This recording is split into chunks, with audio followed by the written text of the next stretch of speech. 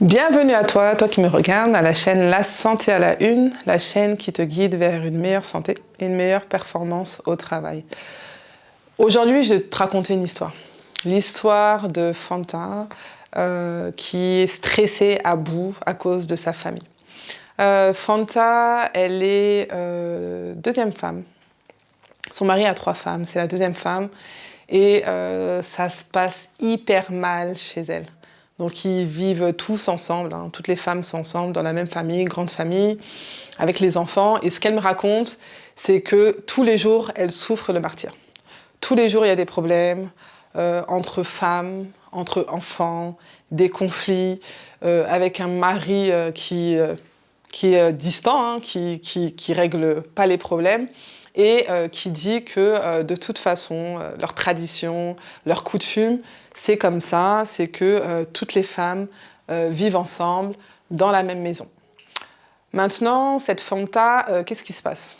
Elle est stressée, à la limite, là, début de dépression. Donc, elle me dit quoi? Elle me dit, elle a de l'hypertension, elle commence à avoir des douleurs à la poitrine, des palpitations, son taux de sucre a augmenté.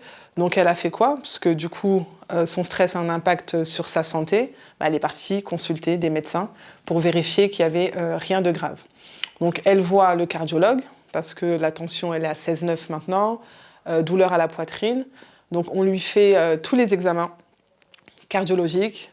Le médecin conclut qu'en tout cas, il ne voit rien d'anormal, que c'est le stress qui lui déclenche tout ça.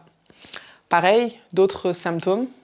Elle dort pas, hein. Elle dort pas, mal à la tête, mal au ventre. Donc elle consulte aussi des médecins qui font la batterie d'examens, hein, prise de sang, échographie, radio. On voit rien d'anormal et on conclut que madame, voilà, vous êtes stressée, faites attention, reposez-vous. Donc on lui prescrit voilà, des anxiolytiques, des somnifères. Bref, elle est toujours stressée, elle rentre chez elle, elle pleure tout le temps. Tous les jours, ça ne va pas parce que elle a toujours le problème en face d'elle. Donc, tout ça pour vous dire quoi? Donc déjà, le stress a un impact sur la santé. Le stress peut provoquer des maladies. Donc déjà, c'est la première information à comprendre. La deuxième information, et c'est ce que je lui dis, et elle a pris conscience que, oui, pour gérer ton stress, il faut prendre une décision. Pourquoi? En fait, elle m'a appelée, parce que, on va dire, c'est une connaissance, quelqu'un que je connais depuis un moment. Et quand elle m'appelle, elle ne parle pas d'elle, mais elle me parle que de son mari. Mon mari, je ne comprends pas, pourtant il a beaucoup de maisons et il refuse de me mettre dans une de ces maisons. Mes coépouses, elles sont comme ça. Le fils est comme ça. Le fils de ma coépouse est comme ça. Donc en fait, elle rejette la faute sur les autres, elle se plaint que des autres, elle est en position de victime. À un moment donné, je lui dis, ok, moi je ne suis pas ton mari, je ne suis pas ta coépouse, j'ai même pas de pouvoir sur eux. Toi-même, tu n'as aucun contrôle sur leur action, sur leur comportement. Qu'est-ce que tu peux faire à ton niveau pour aller mieux? Maintenant, à toi de prendre une décision. On ne peut pas prendre de décision à ta place. On peut uniquement t'orienter, t'aider en tout cas à trouver la meilleure décision par rapport à ta situation. Maintenant, rester ou pas rester, c'est ta décision, en évaluant tous les risques.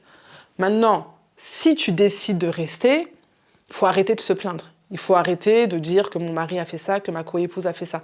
Par contre, à toi de te dire, ok, j'ai décidé de rester, qu'est-ce que je peux faire, qu'est-ce que je peux mettre en œuvre pour aller mieux, pour préserver ma santé mentale, pour éviter toujours de me prendre la tête par rapport aux enfants de ma coépouse ou par rapport à ma coépouse elle-même. Donc c'est une histoire de responsabilisation et de savoir prendre une décision. Tant que vous pensez aux autres, tant que vous dépensez votre énergie à accuser l'autre, elle a fait ça, il n'a pas fait ça, en fait, vous réglez aucun problème. Pour apporter une solution qui soit durable et efficace, il faut identifier la cause de ton problème. Quelle est la cause de ton problème? Qu'est-ce qui fait que tu es stressé? Ce n'est pas les histoires. Ça, c'est la conséquence de tout ce qui t'arrive. Mais c'est quoi? Si tu creuses un peu, Qu'est-ce qui fait que tu es stressé, que tu es frustré, limite que tu entames la voie de la dépression? Donc, apprends à prendre une décision. Donc, ça veut dire identifie ce qui déclenche ton stress. Maintenant, c'est prendre une décision. Parce que pour apporter une solution, c'est je prends une décision et j'agis en conséquence pour aller mieux. Et ça, il n'y a que toi qui peux le faire. Donc ce cas-là, j'ai voulu vous partager cette histoire qui est vraie, hein, qui est même récente, de cette fille Fanta, qui est stressée à cause de sa famille. Vraiment, pression familiale, c'est des causes fréquentes de stress. Hein. Pression familiale, quand on ne sait pas s'imposer, quand on ne sait pas s'affirmer, quand on manque de confiance en soi, ça peut arriver de se faire influencer par le poids familial et d'avoir un impact sur sa santé. Stress, là c'est que le début, mais ça peut aller jusqu'à la dépression. Donc faire très attention, préserver sa santé mentale, c'est important. Ça passe par savoir dire non, se fixer des limites, mais surtout prendre des décisions en évaluant bien sûr les risques. Et si tu es prêt à assumer ta décision, passe à l'action et agis en conséquence. Donc voilà, c'était cette histoire que je voulais te partager pour que tu comprennes que le stress, ta santé mentale a un impact sur ta santé physique. Plusieurs maladies, beaucoup de maladies ont pour cause le stress. Donc fais attention à ta santé mentale. Et le stress, le plus souvent, la cause, elle est familiale.